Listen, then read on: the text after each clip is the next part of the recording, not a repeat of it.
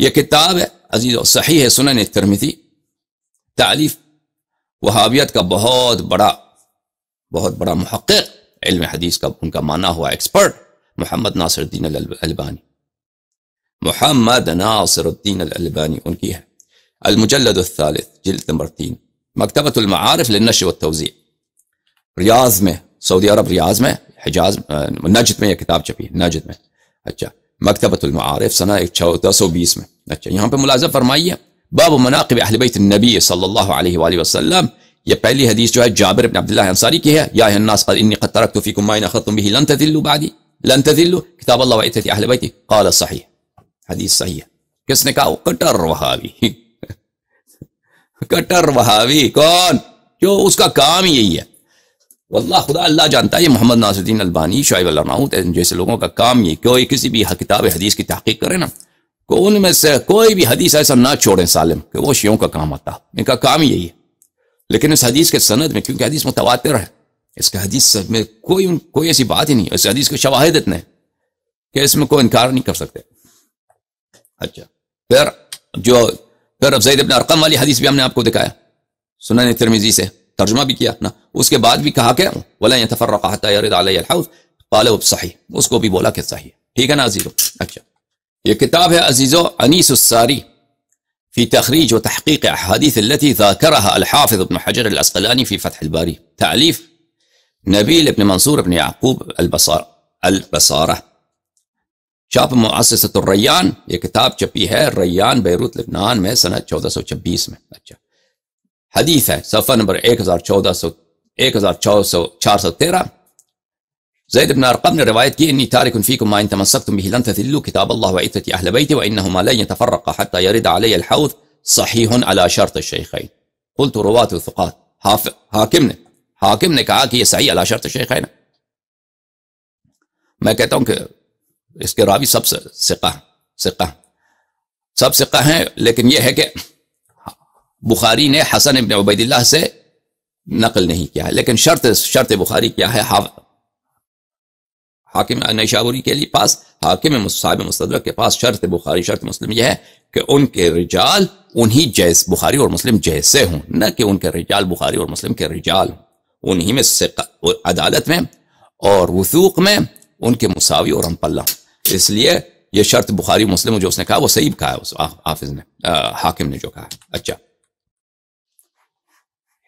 عزیزوں، میں ایک بہت یہ آپ کو دکھانا چاہتے ہیں، یہ آپ کو دکھانا چاہتے تھے کتاب، کیونکہ بعض دفعہ کتاب دکھانے میں نکالنے میں صفحہ نکالنے میں ٹائم لگتا ہے، معذرت چاہتے ہیں۔ یہ کتاب ہے الصواعق المحرقہ علی اہل الرفض والضلال والزندقہ، تعلیف الحافظ ہیثمی المکی، حافظ ابن حجر الہیثمی المکی، بہت بڑے محدث ہیں، جماعت مخالفین کے، جزء اول، چاپ دار الوطن ریاض سعودی عرب میں کتاب چھپی ہے، بیروت لبنان میں چھپی ہے، لیکن دار الوطن جو ہے وہ ریاض میں ہوتا ہے، دار الوطن ریاض نجد میں۔ اچھا، یہاں پہ وفی روایت صحیحہ روایت میں یہ موجود ہے، صفحہ نمبر 653 میں کہا کہ صحیح روایت میں موجود ہے کہ انی قد دعیت فاجبت انی قد ترکت فیکم الثقلین احدہما آخر کتاب اللہ وعترۃ اہل بیتی فانظروا کیف تخلفونی فیہما فانہما لن یتفرقا حتی یرد علی الحوض۔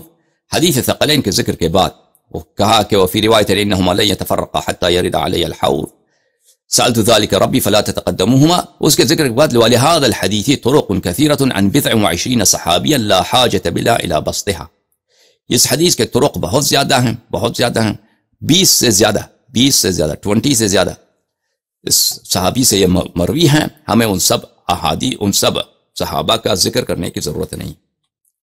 یہ کتاب ہے سخاوی صاحب کی کتاب استجلاب و ارتقاء الغرف، تالیف الشیخ محمد ابن عبد الرحمن السخاوی، جزء اول، چاپ دار البشائر الاسلامیہ۔ اس کتاب میں وہ کئی طرق سے روایت کرتے ہیں حدیث ثقلین، مثلا یہ حدیث نمبر 65 ہے، عامر ابن واصلہ سے روایت کرتے ہیں کہ غدیر خم میں رسول پاک صلی اللہ علیہ وآلہ وسلم نے کہا کأنی قد دعیت فأجبت انی قد ترکت فیکم الثقلین احدہما اکبر من الآخر کتاب اللہ عز وجل وعترتی فانظرونی کیف تخلفونی فیہما فإنهما لن يتفرقا علي الحوض. یا حدیث نمبر 67 میں یا ایھا الناس انی تارک فیکم امرین لن تضلوا ان اتبعتموہما وہما کتاب اللہ وعترۃ اہل بیت. پھر اس کے بعد حدیث نمبر 67 انی تارک فیکم الثقلین کتاب اللہ وعترۃ اہل بیت وانہما لن يتفرقا حتى يرد علی الحوض. یہ سب عزیزو نقل کرنے کے بعد پھر کہتے ہیں وفی الباب، یہ حدیث مروی ہے جابر سے، حذیفہ سے، خزیمہ سے، زید بن ثابت سے، سہل بن سعد سے، زمیرہ سے، عامر بن لیلی سے، عبد الرحمن بن عوف سے، عبداللہ بن عباس سے، عبداللہ بن عمر سے، عدی ابن حاتم سے، عقبہ بن عامر سے، علی امیر المؤمنین علیہ السلام سے، ابی ذر سے، ابی رافع سے، ابو شریح الخزاعی سے، ابو قدامہ انصاری، ابو ہریرہ ابو الحیثم ورجال من قریش، اور بہت سارے قریشیوں سے، بہت سارے قریش کے صحابی ہیں، وام سلمہ وام ہانی ابنت ابی طالب الصحابہ رضوان اللہ علیہ. یعنی بہت سارے صحابہ. حدیث متواتر ہے عزیزو. حالانکہ ایک حدیث صحیح بھی ہو نا، تواتر کی ضرورت نہیں ہے، صحیح بھی ہو وہ حجت ہوتی ہے، وہ لازم ہوتا ہے. صحیح ہے. تو ہم نے صحیح حدیث کے ساتھ آپ کو دکھایا عزیزو کہ حدیث ثقلین متواتر ہے، اور صحیح بھی دکھایا آپ کو ان کی تصحیحات کے ساتھ. ابھی وقت نہیں ہے کہ زیادہ تفصیل میں جائیں، کہ فرمایا کہ ان کی اتباع کرو گے تو گمراہ نہ ہو جاؤ گے. اچھا، تو اس کا مطلب کیا ہے عزیزوں کہ اگر اتباع کرو گے تو گمراہ نہ ہو جاؤ گے. ان کے علماء نے خود اپنی زبان سے انہوں نے بلبل کی طرح اعتراف کیا ہے کہ اس کا مقصد یہ ہے کہ اہل بیت علیہم السلام کا اتباع واجب ہے. ملاحظہ فرمائیے شرح الطیبی علی مشکات المصابیح تعلیف الشیخ الحسین ابن عبداللہ ابن محمد الطیبی، مشکات المصابیح کی شرح جناب الطیبی کی، مجلد اول، کتاب چھپی ہے مکتبۃ نزار المصطفیٰ الباز، مکہ مکرمہ حجاز میں سنہ 1417 میں. ملاحظہ فرمائیے یہاں پہ حدیث لے کے آتے ہیں، وہی حدیث زید بن ارقم جو صحیح حدیث ہے. بلے لن تذلوا بعدی ابدا ما ان تمسکتم به لن تذلوا، اگر ان کی اتباع ان سے تمسک کرو گے تو کبھی گمراہ نہ ہو جاؤ گے. تو اس کی شرح میں فرماتے ہیں طیبی ومعنى التمسک بالقرآن العمل بما فيه، قرآن سے تمسک کرنا اس کا مطلب یہ ہے کہ عمل کریں جو قرآن میں موجود ہے، قرآن میں جو مضامین ہیں، جو محتوا ہے اس پہ عمل کریں. وَهُوَ الْاعْتِمَارُ بِأَوَامِرِهِ، جو قرآن نے جو امر کیا ہے، جو حکم دیا ہے، اس کی اتباع، اس کی قبول کریں، پیروی کریں. وَالْإِنْتِهَاءُ النَّوَاهِ، اور جو نہیں کیا ہے اس کے آگے آپ رک جائیے، اس کو مرتکب نہ کیجیے، ارتکاب نہ کیجیے. وَالتَّمَسُّكُ بِالْعِطْرَةِ مَحَبَّتُهُمْ، عطرت سے تمسک کیا ہے؟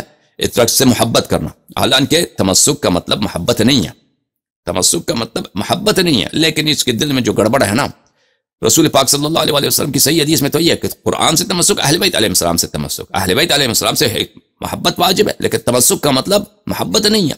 چلو مان لیا، کہتا ہے کہ قرآن سے تمسک بالعطر ان کی محبت ہے. والاہتداء بہداہم وسیرتہم، اور ان کے ہدایت پہ، ان کے ہدایت پہ سے ہدایت لینا اور ان کے سیرت سے ہدایت لینا.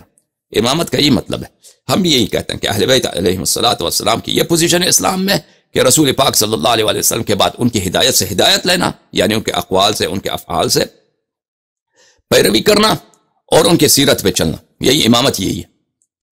وفی قولہ انی تارک فیکم، اب رسول پاک صلی اللہ علیہ وسلم نے فرمایا کہ میں آپ کے درمیان چھوڑ کے جا رہا ہوں، اس میں اشارہ ہے، اشارہ نہیں ہے، تصریح ہے. بھائی میں چھوڑ کے جا رہا ہوں کہ اگر ان کی اتباع کر، وہ چھوڑ کے جا رہا ہوں جن کی اتباع کرو تو گمراہ نہ ہو جاؤ گے. یہ تصریح ہے، اشارہ نہیں. وہ کہتا ہے اشارہ ہے، چلو پھر بھی مان لیا اشارہ ہے.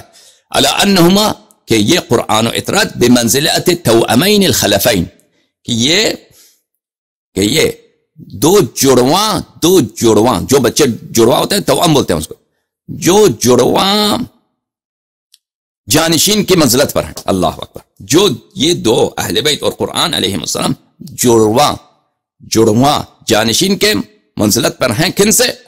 عن رسول اللہ صلی اللہ علیہ وآلہ وسلم، عن رسول اللہ، رسول پاک صلی اللہ علیہ وآلہ وسلم. صحیح ہے نا عزیزو؟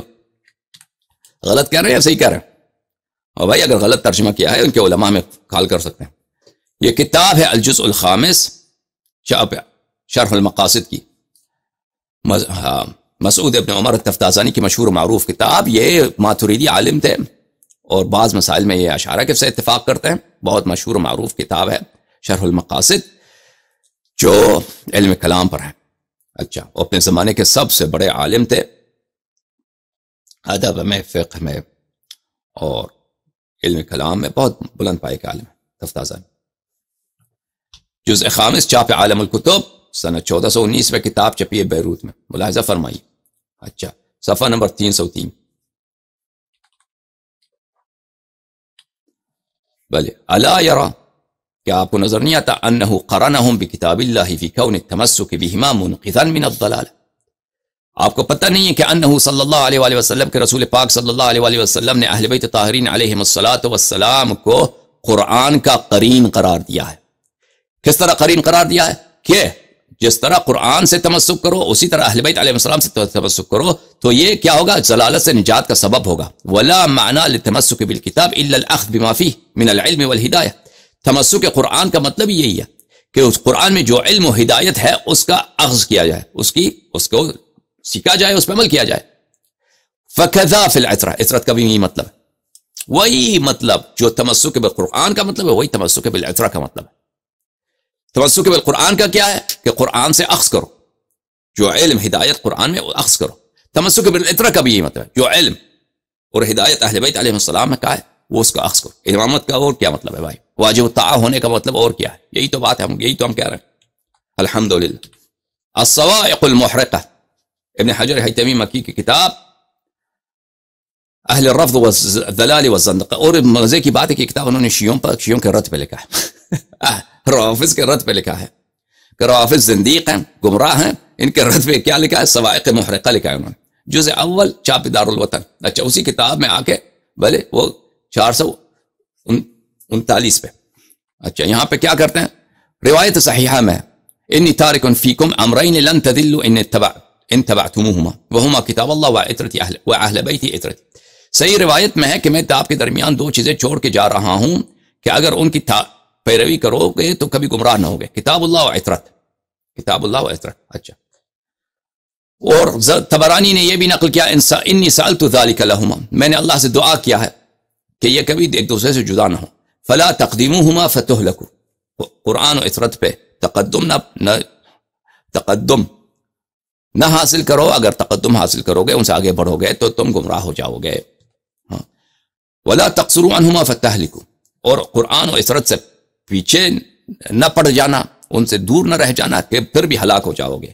ولا تعلموہم، ان کو سکھانا کبھی نہیں، اہل بیت تعلموہم، یا اہل بیت علیہ السلام کی طرف جا رہے ہیں، اہل بیت علیہ السلام کو کبھی سکھانے کی ضرورت نہ کی کوشش نہ کرنا، فإنہم اعلم منکم، وہ آپ سے عالم ہے۔ اچھا اس کو نقل کرنے کے بعد فرمایا والحاصل ان الحث وقع على التمسك بالکتاب وبالسنہ، کہتے ہیں کہ یہاں پہ ترغیب ہے بلکہ یہاں پہ تاکید ہے کہ آپ اتباع کریں کتاب کی اور سنت کی۔ اچھا سنت کی اطاعت کرنے میں اس میں کوئی شک نہیں، لیکن اس حدیث میں سنت کی بات نہیں ہو رہی، اس حدیث میں عطرت کی بات ہو رہی۔ اچھا کہہ رہے ہیں کہ آپ جو ہیں اس حدیث میں اصرار ہے، تاکید ہے کہ اتباع کریں کس کی؟ قرآن کی اور سنت کی، ٹھیک ہے۔ وَبِالْعُلَمَاءِ بِهِمَا مِنْ أَهْلِ الْبَيْتِ، اور اس حدیث شریف میں تاکید اکید ہے کہ اہل بیت طاہرین علیہم الصلاۃ والسلام میں سے جو علماء ہیں کتاب اور سنت کی ان کی پیروی کیا جائے۔ ہم یہی تو کہتے ہیں نا، ہمارا بھی یہی ہے کہ اہل بیت طاہرین علیہم الصلاۃ والسلام قرآن و سنت کے علماء ہیں، ان کی اتباع کیا جائے، سب امت، ان میں سے کوئی استثناء نہیں ہے، ابو بکر عمر پہ بھی لازم ہے، واجب، لذا ان کی خلافت باطل، انہوں نے تقدم لیا ہے اب امیر المؤمنین علیہ السلام سے، لذا وہ ہلاک۔